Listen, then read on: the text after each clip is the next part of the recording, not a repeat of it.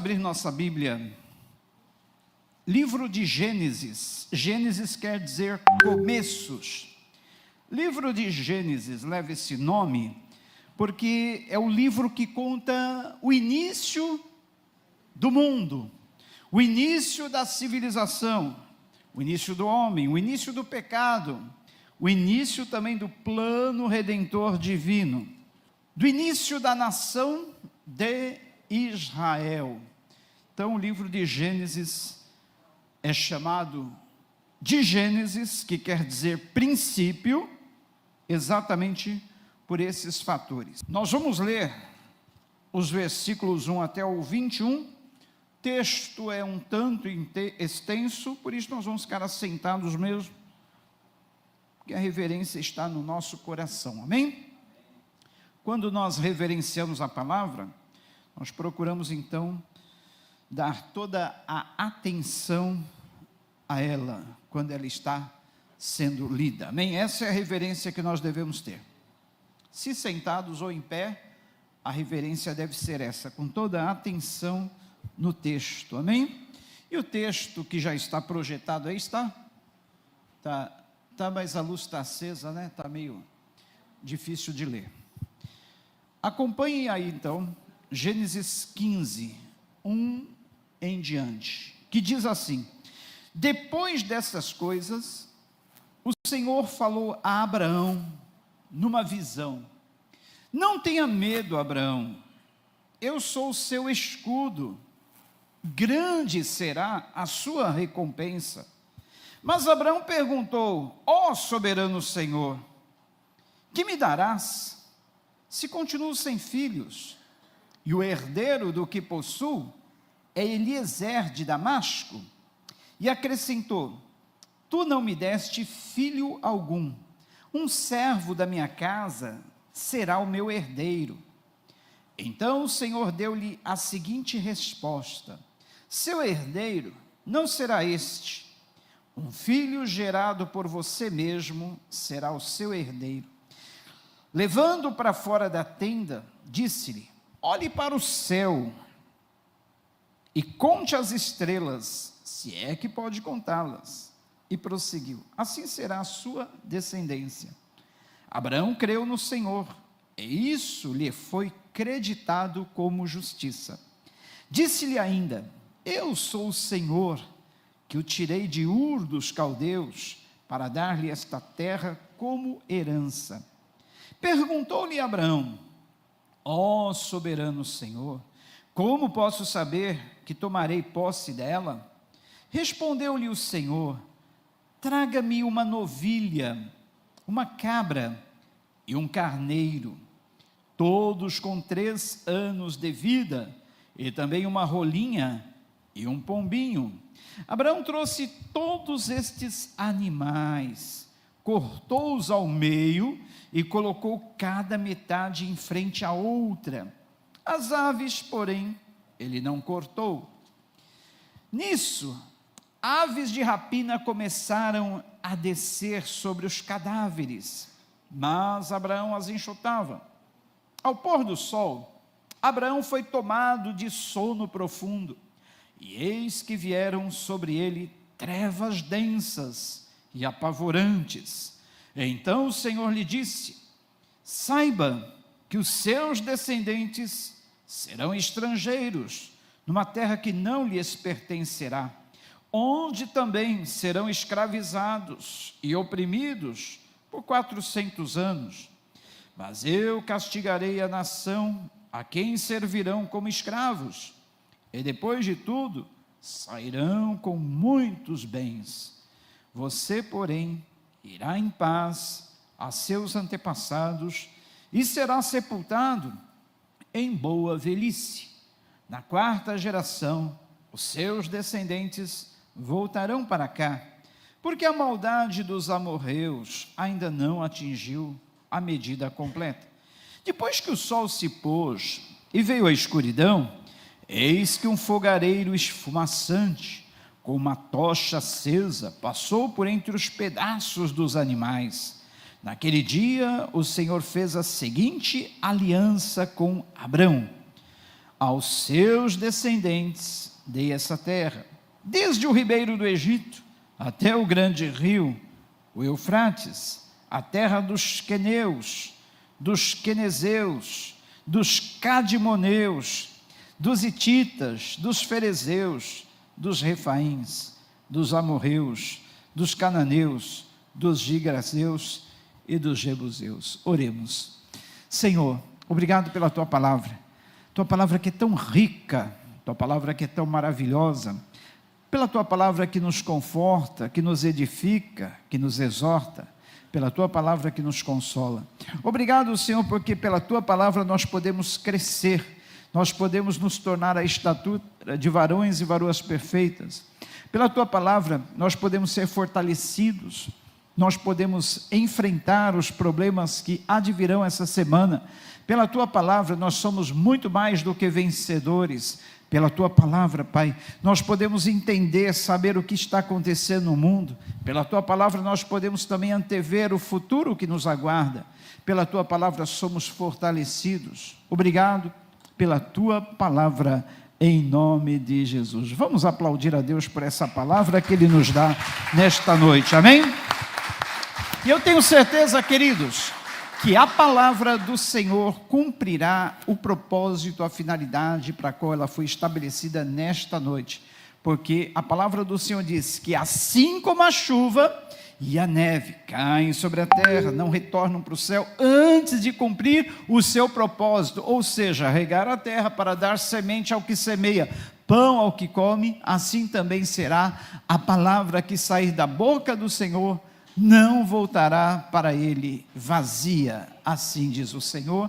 Então nesta noite a palavra do Senhor cumpre a finalidade para a qual ela está proposta, amém? Amém. Queridos, esse texto pode parecer estranho para alguma pessoa que não entende um pouco da cultura judaica, de como eram feitas as alianças naquele tempo, como era feito um contrato entre os judeus. Queridos, aqui nada mais é do que Deus assinando um contrato com Abraão. E que contrato Deus está assinando com Abraão? Ele está dizendo: olha, Abraão, a minha fidelidade para contigo, para com tua descendência, para com toda geração que vier após ti, ela é perpétua. A minha aliança é inquebrável. A minha aliança não pode ser desfeita de forma alguma. E você sabia, queridos, que você está incluído nessa aliança? Se não sabia, fique sabendo agora. Essa aliança que Deus fez com Abraão há tantos e tantos anos atrás, tantos séculos atrás, dizendo que ele seria fiel àquela aliança, ela se cumpre até hoje e vai se cumprir até o final dos tempos, porque nós somos a descendência espiritual de Abraão.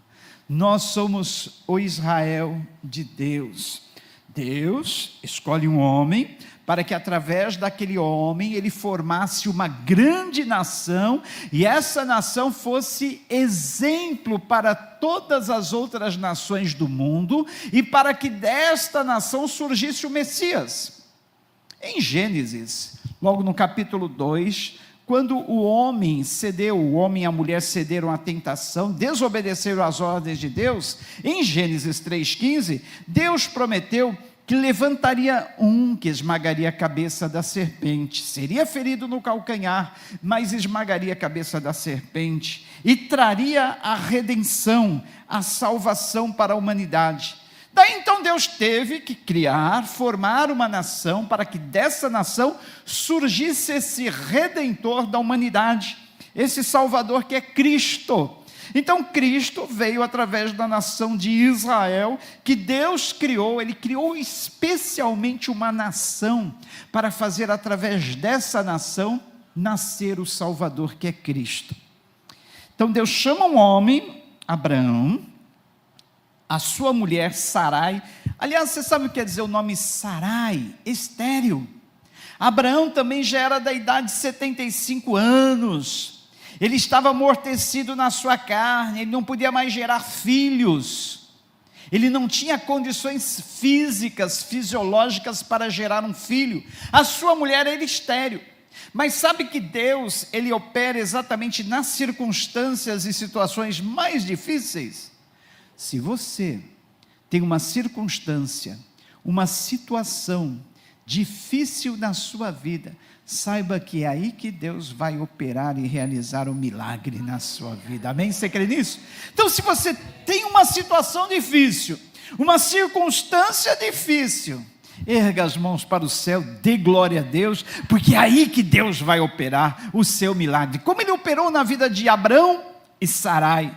Abrão, que teve o seu nome mudado para Abraão, que quer dizer pai de muitas nações. De um homem que não podia gerar filhos, veio uma grande nação, veio Israel, veio a nação dos árabes, veio também nós, a descendência espiritual de Abraão, de Israel, e ele foi então pai de muitas nações, pai de uma grande multidão. Tanto é que Deus falou para ele: olha, Abraão, olha para o céu, vê se você consegue contar as estrelas, Abraão. Não, Deus, é muita, não dá para contar. Se a gente fosse fazer esse teste num lugar que tem muitas estrelas, num lugar escuro, num lugar que a gente vê assim a luminosidade delas, nós não conseguiríamos contá-las todas. E assim Abraão tentou, mas não conseguiu. Pois assim será a sua descendência, Abraão. Olhe para o pó da terra, vê se você pode contar. Não dá, Senhor, é muito pó, não dá para contar o pó da terra, pois assim será a sua descendência, Abraão. E para Deus confirmar que Ele estava fazendo um acordo com Abraão, falou: olha, Abraão, vamos assinar esse contrato? Vamos. Só que naquele tempo não era contrato de papel e caneta, como nós temos hoje, registrado em cartório, não.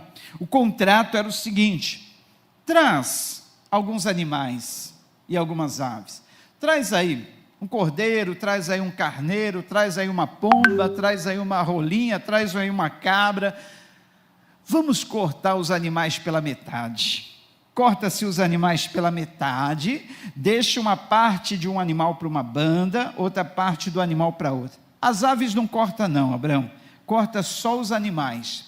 E é o seguinte: os contratantes tinham que passar pela metade daqueles animais, formava-se um corredor na metade daqueles animais que estavam cortados, uma parte para uma banda, outra parte para outra banda, e os contratantes iriam assinar aquele acordo passando entre as metades. Sabe o que quer dizer isso? Aquele contrato, aquele ato de assinar o contrato daquela forma, estava dizendo assim: olha, o contratante ou a parte que falhar nesse acordo, sucederá a ele o mesmo que sucedeu a esses animais, será cortado ao meio. Quem era o contratante que teria coragem de quebrar um acordo, hein? O negócio era sério. Olha, a partir do momento que você passar entre as metades desses animais cortados, você está declarando que se você não cumprir a sua parte nesse acordo, você poderá ser cortado ao meio, exatamente como foram cortados esses animais. Bom seria, hein? Voltar a essa prática nos dias de hoje. O que vocês acham? Existem tantas pessoas que quebram contratos, que não levam em conta um contrato, uma assinatura de um contrato. Quem sabe com um contrato desse, teria menos coragem de quebrar um contrato. Mas é duro, é difícil. Então, seguinte, agora que estavam as partes cortadas, Abraão deveria esperar, porque o próprio Deus iria passar entre as metades daqueles animais. Agora a pergunta: Abraão passou no meio dos animais? Sim ou não? Não, o texto não diz que Abraão passou entre os animais. Por quê? Deus sabia que o homem, sendo falho, dificilmente iria cumprir a aliança na sua íntegra. Então Deus poupou Abraão, falou: olha, Abraão, tu não precisa fazer a sua parte nesta aliança, porque eu sei que você vai falhar, como falhou. O que Abraão deveria ser? Totalmente fiel a Deus. Em Gênesis capítulo 17, o Senhor diz assim: olha, Abraão, eu te tirei lá da terra de Ur dos Caldeus, lá da terra dos idólatras, lá da terra do pessoal que adorava muitos ídolos. Você não terá outros deuses diante de mim. Eu tenho que ser exclusivo na tua vida, Abraão.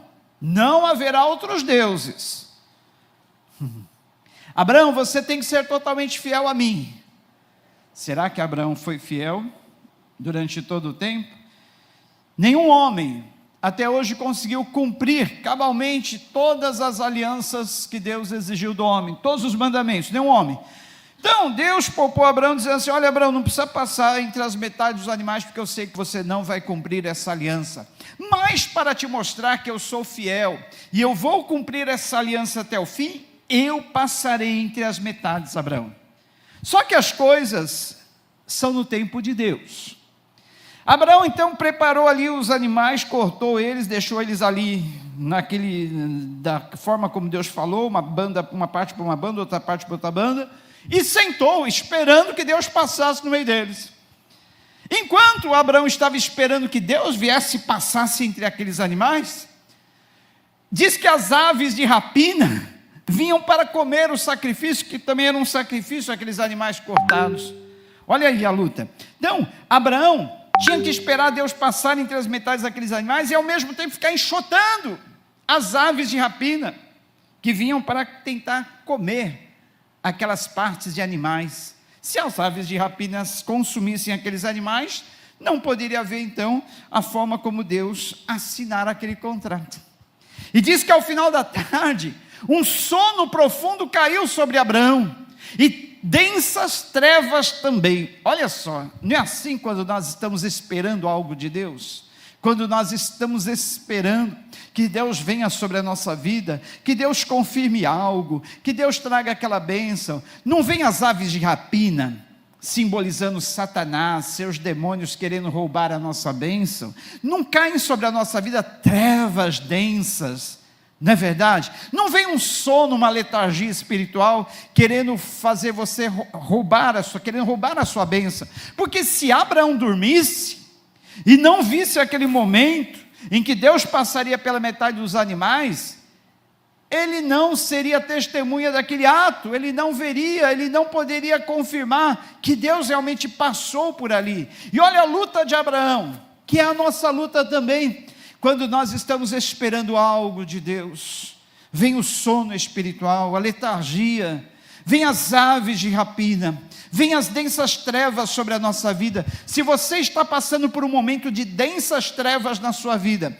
se você está sendo atacado pelas aves de rapina, simbolizando Satanás, seus demônios, se o sono profundo está querendo vir sobre a sua vida, olha, sinal de alerta, é sinal que Deus vai estar estabelecendo a sua aliança com você, é sinal que Deus em breve vai estar confirmando tudo isso que Ele tem te prometido que vai acontecer na tua vida. Você crê nisso?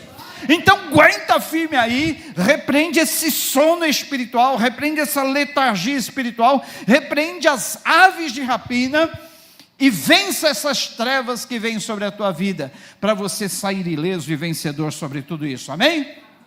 Muito bem, mas como Deus é Deus fiel, é Deus de promessa, é Deus que não falha, chegou o momento, diz que um fogareiro, uma chama fumegante passou entre aquelas metades, e ali estava Deus assinando aquele documento, dizendo que Ele seria fiel a Abraão e a toda a sua geração, viesse o que viesse, acontecesse o que acontecesse, passasse o que eles passassem, Ele seria fiel a eles para sempre. Amém?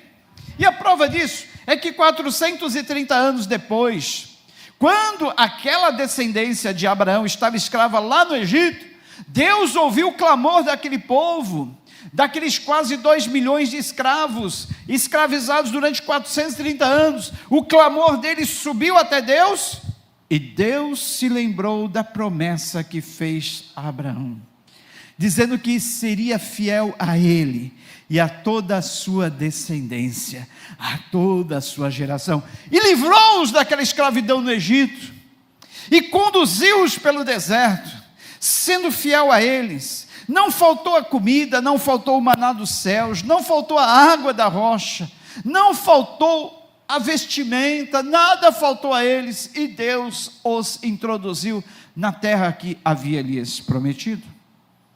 O que significa isso, queridos? Compromisso. Deus tem compromisso conosco. Deus tem um compromisso. A partir do momento que Ele fez uma aliança conosco, Ele se compromete a ser fiel naquela aliança. E você sabia que Deus tem uma aliança com você, com cada um aqui? Na cruz do Calvário, quando Jesus foi crucificado, Ele estava estabelecendo uma aliança conosco, que seria o nosso Redentor nesse mundo, que seria o nosso Salvador, que nos conduziria em paz por toda a nossa eternidade. Ele prometeu toda sorte de bênçãos em Cristo, Ele nos prometeu uma herança, Ele nos prometeu a vida eterna, através da sua morte na cruz. Então, Deus tem uma aliança comigo, Deus tem uma aliança com você. Você já aderiu a essa aliança? A partir do momento que você disse sim a Jesus, que você entregou a sua vida a Jesus, você firmou a sua aliança com Ele. Ele fez a aliança com você e você aderiu a essa aliança. Amém? Parabéns se você aderiu a essa aliança. Se não fez ainda, faça hoje mesmo. Jesus quer ter uma aliança com você. E sabe o que quer dizer alguém ter uma aliança? Vamos trazer como exemplo uma aliança de casamento.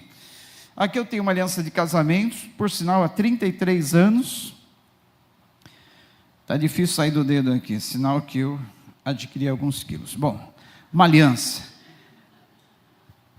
é o símbolo da aliança que eu tenho com a dona Sandra. Nessa aliança nós prometemos o quê? Sermos fiéis um ao outro, em todas as circunstâncias. Você lembra daqueles votos que você fez no casamento? Na saúde, na doença, na pobreza e na riqueza, ser fiel um ao outro até que a morte os separe. Hoje em dia está meio banalizado esses votos, mas eu faço questão, quando eu celebro um casamento, eu faço questão de enfatizar bem isso. Olha, veja bem, vocês não estão aqui somente por uma fantasia, somente por uma alegoria, cada coisa aqui tem um símbolo, um sentido. Vocês estão aqui diante do altar, prometendo, diante de Deus, diante das testemunhas que aí estão, que vocês serão fiéis um ao outro, em toda e qualquer circunstância, até que a morte venha os separar. Contrário disso, quebrou-se uma aliança. A aliança não resistiu a alguma circunstância. Então isso é uma aliança. Agora, queridos, a aliança que Deus faz conosco, o homem falha em suas alianças, mas será que Deus pode falhar em uma aliança que Ele faz conosco? Pode ou não? Não, porque o caráter de Deus é fiel. Ele não é homem para que minta, não é filho do homem para que se arrependa. Então Deus, Ele nunca falhará em uma aliança. E qual a aliança que Ele fez conosco, ao dar a sua vida ali na cruz do Calvário? Ele disse, olha, nessa aliança, nós temos tudo em comum, filho, filha. Na aliança do casamento não é tudo em comum? Você casa, tudo passa a ser em comum. Os problemas de um passam a ser os problemas do outro. O rendimento de um vai beneficiar os dois. Que mais? O trabalho da casa, trabalho em comum. Posso ouvir um amém? Não senti muita firmeza nesse amém. É tudo em comum, né? Os problemas, as finanças, a arrumação da casa, cuidado com os filhos, enfim, passa a ser em comum. É mesmo, passa a ser em comum. Ambos, um ajudando o outro. Esse é o casamento, né? É uma união que se solidifica, é uma união que fica cimentada. Enfim, é uma aliança tão forte que os dois passam a ser um. É verdade ou não é? Quando o tempo de casado já é um longo tempo, eles passam a ter, herdar características um do outro, manias, costumes, trejeitos, ficam parecidos um com o outro, não é verdade? Gostos, é incrível. Isso quer dizer que eles estão cimentados, eles estão ali, olha, numa mistura homogênea, eles estão ali, olha, realmente como uma só carne. Isso é uma aliança. Os problemas de um são problemas do outro, os inimigos de um são inimigos do outro. Mexeu com um, mexeu com o outro, não é verdade? Não é assim? Não é tudo assim? Ou deveria? Deveria. Deveria. Agora, querido, e a aliança que Deus faz conosco? Olha só, os benefícios e vantagens. Os meus inimigos passam a ser os inimigos de Deus. Os nossos problemas passam a ser problemas de Deus. As minhas dificuldades passam a ser dificuldades de Deus. Agora, Deus tem inimigos? Deus tem problemas? Deus tem dificuldade? Sim ou não? Não, Ele é Deus. Então dê um glória a Deus, meu irmão, minha irmã. Se você fez uma aliança com Cristo, você não tem problemas. Você tem, na verdade, como nós falamos, motivos de oração. Porque cada problema seu é um motivo para Deus agir. É um motivo para Deus agir. Você não tem problemas, você tem motivos de oração, você tem motivos para chegar a Deus. Eu fiz uma aliança com seu filho. Nessa aliança, nós temos tudo em comum. Então esse meu problema não é mais meu problema. Está aí Jesus, é teu. Será que Jesus não resolve qualquer problema nosso? Qualquer BO? Nós é que muitas vezes não confiamos. Nós é que muitas vezes esquecemos da aliança que Deus tem conosco. Nós é que muitas vezes quebramos essa aliança. Eu vou querer resolver esse problema. Não. Se você casou, queridos, não tente resolver as coisas sozinho, resolva em conjunto. Se você casou, olha, não vai ficar se matando. A outra parte está junto com você. São dois que formam um. Quando você quebra essa aliança, você quer viver da forma sozinho, resolver, fazer as coisas da forma sozinho. Mas com Deus não, queridos. Se eu fiz uma aliança com Jesus, eu posso contar com Ele em todas as minhas dificuldades, em todos os meus problemas, todos. A gente teme, a gente fica às vezes no perrengue, por esquecer que nós temos essa aliança com Deus. Se você ainda não fez essa aliança, ou de alguma forma quebrou essa aliança, reate essa aliança ainda hoje, porque é a tua garantia de vitória. Por isso que Paulo fala lá em capítulo 8 de Romanos, que nós somos mais do que vencedores, muito mais do que vencedores. E aí ele cita um monte de coisa que jamais poderá nos separar do amor de Deus. Ele fala, não será altura, não será profundidade, não será distância, não será fome, não será nudez, não serão as coisas do presente nem do porvir, não serão nenhuma criatura, quer seja no céu, na terra, embaixo da terra, não será nenhum ser, anjo, demônio, que vai poder nos separar do amor de Deus que está em Cristo Jesus, o nosso Senhor. Não é verdade? Agora, queridos, a pergunta que fica e não quer se calar. Deus tem esse compromisso conosco, e Ele é fiel. Agora a pergunta que eu faço é, e eu, e você, temos sido fiéis a essa aliança com Deus? Não responda, fique entre você e Ele. Pense, se você tem sido fiel. O que Deus exige numa aliança com Ele? Primeira coisa, o que é exigido numa aliança de casamento? Não é a fidelidade? Eu prometo ser fiel a você todos os dias da minha vida, não é? Nós também não prometemos o amor, nós também não prometemos o cuidado. Então, olha, da parte de Deus, tudo ok. Ele nunca falhou, nunca falhará em nada disso conosco. Mas e nós? Temos sido fiéis? Sim ou não? Totalmente fiéis? O que mais Deus exige numa aliança com Ele? Lá no capítulo 17 de Gênesis está dizendo, exclusividade. Abraão, eu quero a tua exclusividade. Você não pode ter nenhum outro Deus diante de ti. Você não pode ser de nenhum outro Deus, ou devotar o seu amor, a sua comunhão, a sua adoração a nenhum outro Deus, Abraão. Por isso que eu te tirei lá da terra dos caldeus, lá de Ur dos caldeus, terra idólatra, que ali você ia se corromper, Abraão. Eu quero a sua exclusividade. Não é assim? Quando homem e mulher se casam, eles não são exclusivos um do outro? Sim ou não? Exclusivos. Um passa a ser do outro.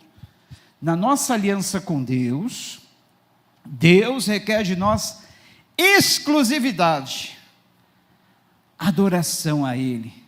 E eu falava aqui há 2 domingos atrás, por que Deus requer tanto a nossa adoração? Será que Deus é narcisista? Será que Deus é egoísta? Por que Ele pede a nossa adoração? De Gênesis a Apocalipse, Ele pede que nós o adoremos. E eu perguntava aqui há 2 domingos atrás, por quê? É para sermos parecidos com Ele. Quando Ele requer a nossa adoração, não é por Ele. O beneficiado não é Deus em primeiro, é nós que somos beneficiados quando nós adoramos a Ele. Porque quando nós o adoramos, nós nos tornamos parecidos com Ele. Você é aquilo que você adora. Aquilo que você adora passa a fazer parte de você, passa a fazer parte do seu ser. Não tem aquela molecadinha que adora o seu ídolo de futebol? Eles passam a ficar parecido com o camarada. Eles cortam o cabelo igual o jogador de futebol. Ele usa as roupas igual o jogador de futebol. Ele passa a ter os trejeitos do jogador de futebol. Ele passa a falar igual o jogador de futebol. Por quê? Ele adora aquele ídolo. E quando ele adora aquele ídolo, ele passa a ficar parecido com ele.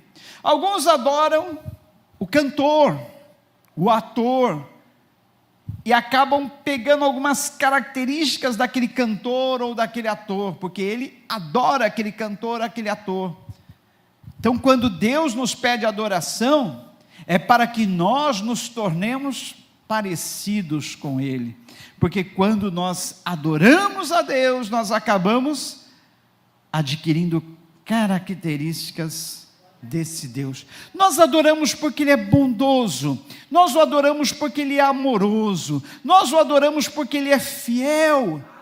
Aí a gente acaba adquirindo essas características, porque nós adoramos a Ele. Então, quando nós adoramos a Deus, o beneficiado somos nós.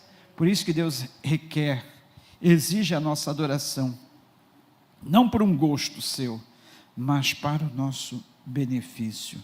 Amém, queridos? Amém? Amém. Então, olha, veja bem, Abraão agora deveria ser exclusivo de Deus. Ele já não tinha mais sua família, ele saiu do meio da sua parentela, e agora eles deveriam ser exclusivos de Deus. Como foi Daniel, descendente de Abraão, da geração de Abraão. Daniel, ele se propôs no seu coração não se contaminar com as iguarias colocadas à mesa do rei. Ele se propôs no seu coração não se contaminar com aquele vinho real, mas ele se propôs a ser fiel a Deus. Não se contaminar com os outros ídolos. Da mesma forma, José, lá no Egito, país de uma cultura diferente, costumes diferentes, ele teve a oportunidade de pecar, ele teve a oportunidade de ceder aos desejos da sua carne, mas o que ele fez? Ele preferiu ser fiel, mesmo sendo acusado injustamente. E o que aconteceu com José? Foi colocado no posto mais alto ali junto com o faraó. Deus o exaltou. E é assim que Deus faz. Quando nós somos fiéis, queridos, quando nós somos exclusivos dele, Deus exalta, Deus Ele vai nos colocar na posição que Ele tem para nós. Deus vai nos dar livramentos. Deus vai nos dar provisão, aquilo que nós precisamos. Permaneça fiel. Permaneça na posição. Seja exclusivo do Senhor. Seja totalmente dele a sua vida. Seja totalmente dele o seu coração. E eu volto aqui a frisar mais uma vez.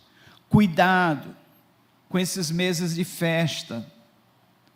Agora o mês de dezembro, todo ano é a mesma coisa na igreja.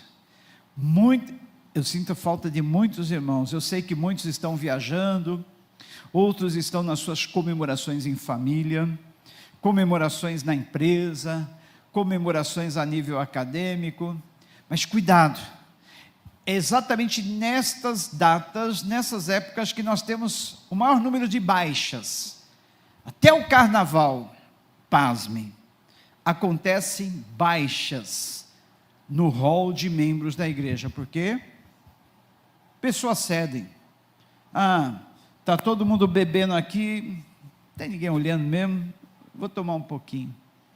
Aí a Bíblia diz que um abismo puxa outro abismo. Daquele copinho, já vem mais outro copinho, um copinho maior, Quando a pessoa vê, já não está mais no controle dos seus sentidos. E não estando no controle dos seus sentidos, acaba fazendo alguma bobagem. Então, cuidado. Pense nisso. Você é exclusivo do Senhor. Cuidado. Coloque Deus em prioridade na sua vida. A palavra do Senhor diz, Provérbios 9:10, que o temor do Senhor é o princípio da sabedoria. Por quê? Em Provérbios 14:27 está escrito que o temor do Senhor nos livra dos laços da morte. Nos livra dos laços da morte. Em Provérbios 23:27 está escrito que quando nós temos o temor a Deus, nós temos um futuro e uma esperança certa. Então olha que benefício nos traz o temor a Deus. E o que é o temor a Deus? É ter medo de Deus? Não. É você reverenciar a Deus. É você ter respeito a Deus. É você saber que Deus é o teu dono. Não é isso que nós falamos domingo passado? Baseado no texto de Lucas capítulo 9, onde Jesus fala assim, olha, se alguém quiser vir após mim, ele falou, você não é obrigado a me seguir, mas se você se propor no seu coração a me seguir, negue-se a si mesmo, tome a sua cruz diariamente e siga-me. Esta é a condição, você não é obrigado a seguir Jesus, mas se você se propôs a seguir Jesus, negue-se. Ou seja, a partir do momento que você se nega, você está dizendo, olha Jesus, a minha vida é tua. É que nem no casamento. Quando ambos os cônjuges se casam, eles estão se negando a si mesmo. Está dizendo, olha, a partir de hoje minha vida não é mais minha vida. Eu não pertenço mais a mim. Eu pertenço à minha esposa, eu pertenço ao meu esposo. Nem o meu corpo mais é meu. Meu corpo é da minha esposa, o corpo da minha esposa é meu. Isso é negar-se.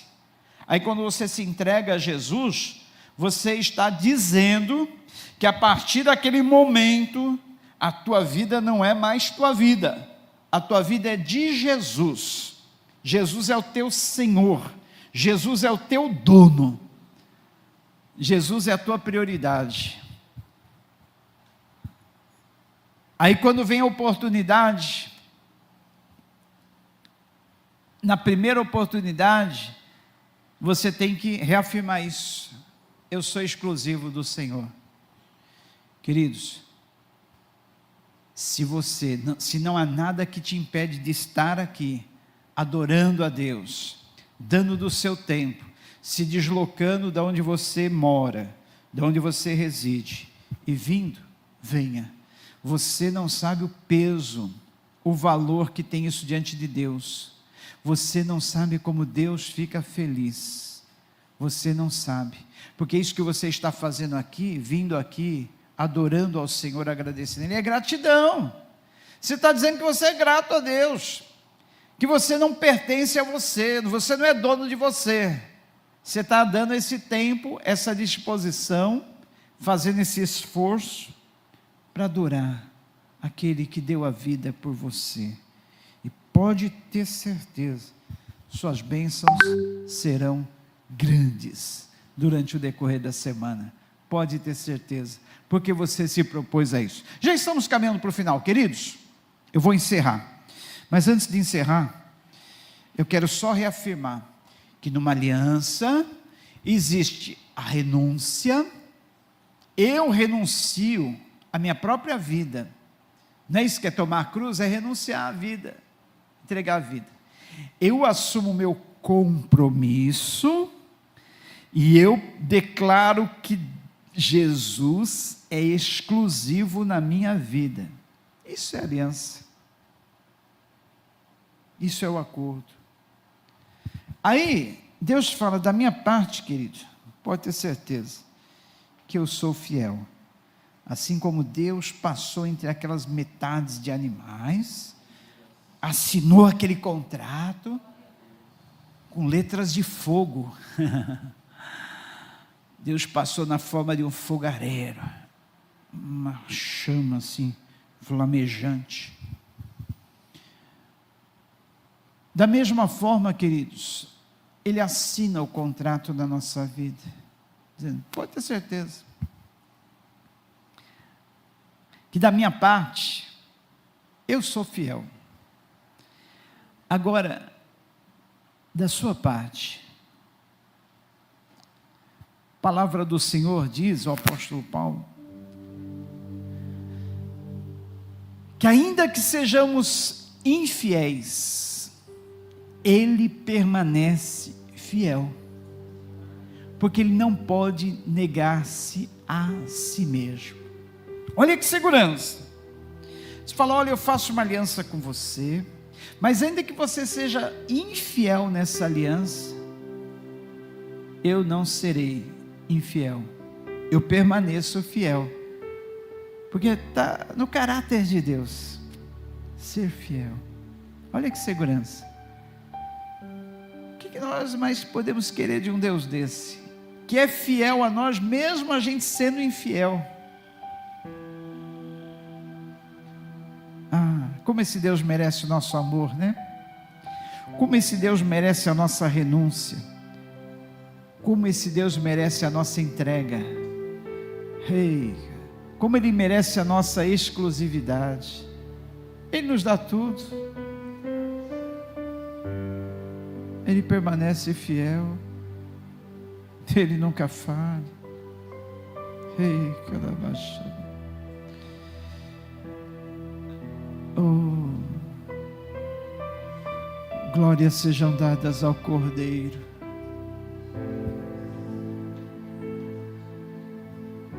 Glórias sejam a Ele.